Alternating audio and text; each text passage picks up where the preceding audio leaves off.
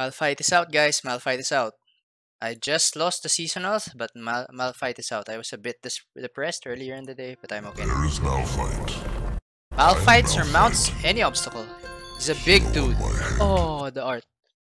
Malphite, 7 mana, 6/10 tough. Premium stat line with tough, he's gonna be hard to kill. But stuff like Ruination would kill him.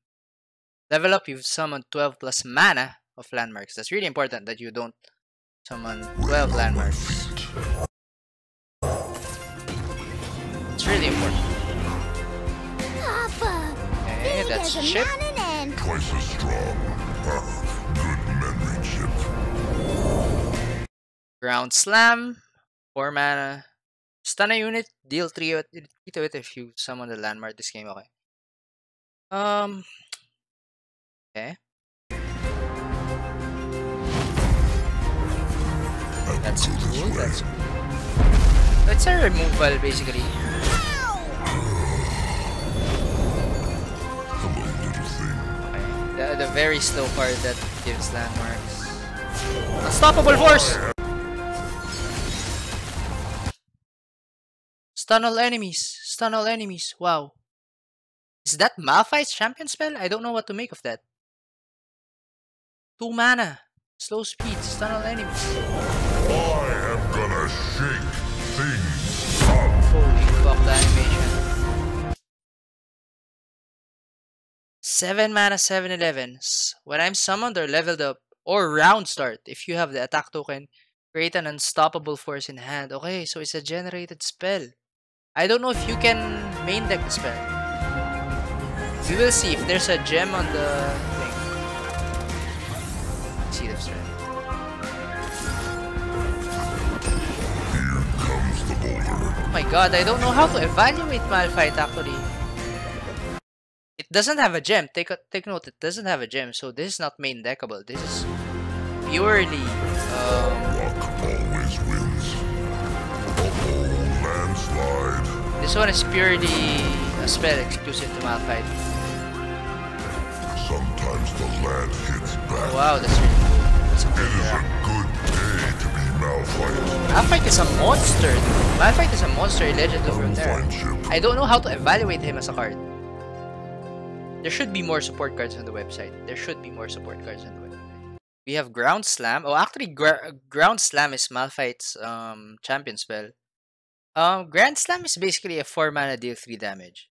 Most of the time, the stun won't matter, probably except in that scenario where you attack with the Overwhelm Malphite.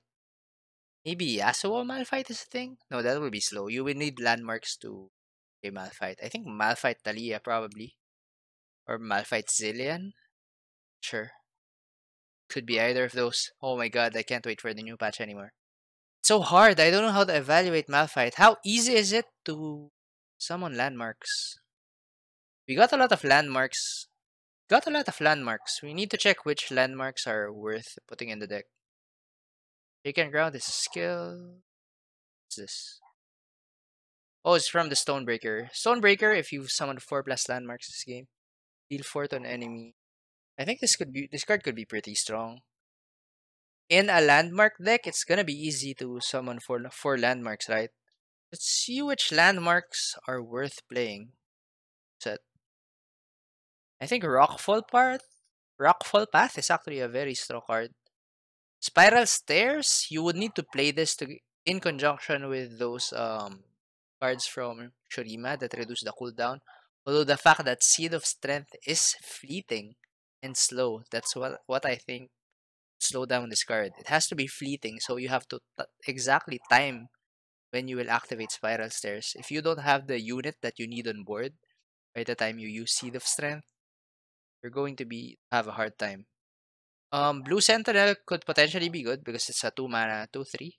Earth Elemental, once again, this could potentially be a strong card in a landmark deck because it's going to be easy to summon 4 plus landmarks. But based on the landmarks that we've gotten so far, what would you want to use Blue Sentinel on? Probably Malphite. Turn 6 Malphite could be devastating. A 6 mana 6/10 on turn 6 is pretty hard to deal with. I need the other cards to load. Okay. I will try to make a landmark deck, but I'm not too excited for it. I'm not sure if it'll be strong right now because we still don't have a landmark that we would really want. Like we're in a rush to activate, right? First wave and last wind is a pretty strong card. If Nasus Thresh is not nerfed, it will be super strong next patch. This is a Nasus Thresh support card. Think of it like stress testing. Remember, one patch before stress testing was released, the FIS was already strong. Then stress testing was released, it become fucking low. Right now, Nasus Thresh is already super strong. It's still counterable, but it's super strong.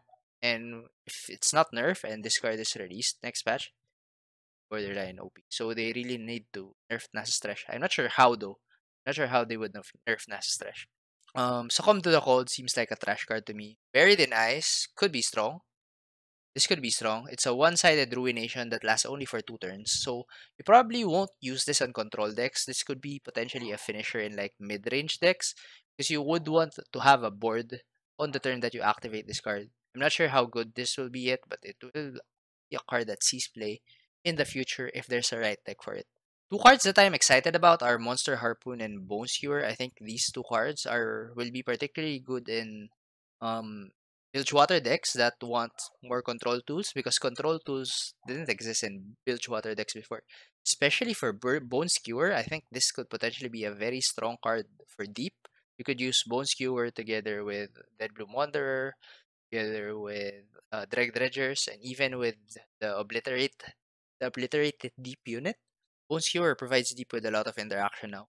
Monster Harpoon is pretty good. 6 mana, deal 5, and if you activate Thunder, it's cost 3 less. This is pretty good. Actually, maybe Gangplank, Keg Control get better. The decks that want to activate Gangplank immediately, because you receive one more control card. You don't have to commit like Vengeance anymore in that deck. Have a 3 mana, deal 5. Some perks pose. This could potentially be a cancer card. This is a 2 mana 4/2 elusive. If it finds the right deck. I can't imagine yet what would be the right deck for this one. For the Chirian Sump Worker that evolves into Sump Works Pose.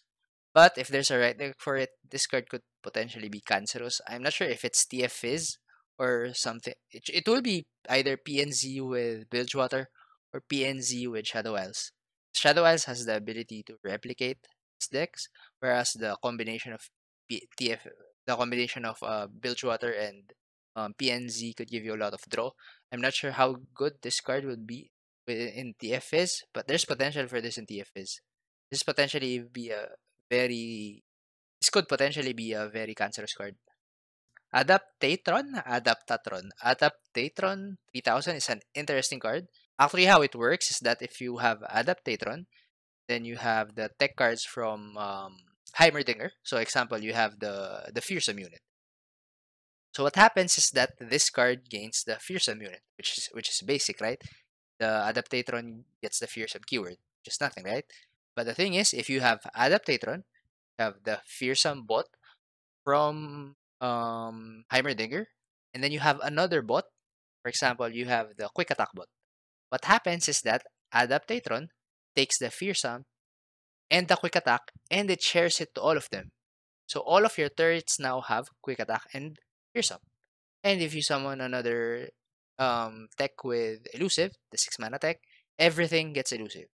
So what happens is this is a combo card. If you have lots of different turrets on board, summon this card and they all share the keywords. They all share the keyword. This is like a 1 mana give it all. Give it all is the KDA card, right?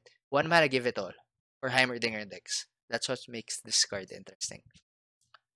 Cithria Lady of the Clouds is a cool card, right? Because it evolves Cithria, but the cost is too high. Ardent Tracker, I don't see this card. Shit. 6 mana that you discount. It's not worth it. You need to keep it in hand.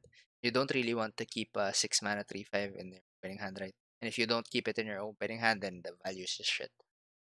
Right, that's it for the new cards.